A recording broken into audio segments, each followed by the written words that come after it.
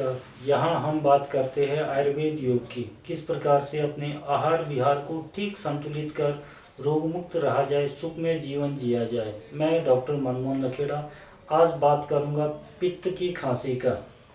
इसके कारण क्या है? कड़वे, गर्म, जलन करने वाले खट्टे चरपटे पदार्थों का अधिक सेवन करना या आग धूप का ज़्यादा सेवन करना।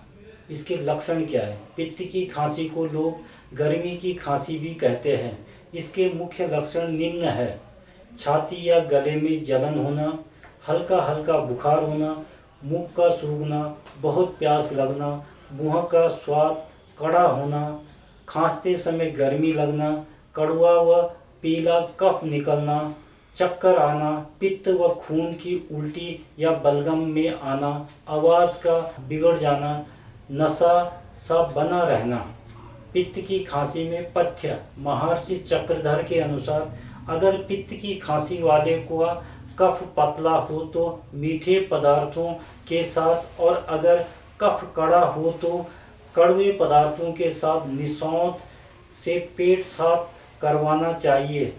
इस पित्त की खांसी वाले को जंगली जानवरों के मांस रस के साथ, कोदों के पदार्थ तथा मूंग का जूस और कड़वे सागों के साथ थोड़ा थोड़ा अन्न खाने को देना चाहिए। पित्त की खांसी के लिए आयुर्वेद में हजारों जड़ी बूटियों के योग शास्त्रों में भरे पड़े हैं।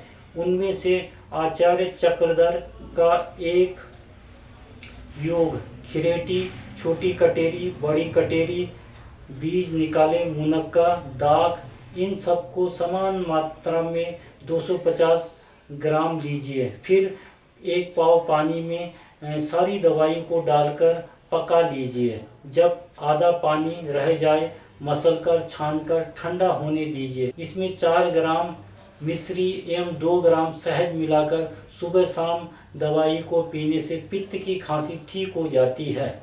या कमलगट्टा का पाउडर बनाकर इसको 2 से 3 ग्राम शहद के साथ मिलाकर चाटने से भी पित्त की खांसी ठीक हो जाती है। मुलेठी, काली मिर्च एवं मिश्री तीनों को समान मात्रा में लेकर पाउडर बनाकर 3-3 ग्राम दिन में 3-4 बार खाने से भी पित्त की खांसी ठीक हो जाती है।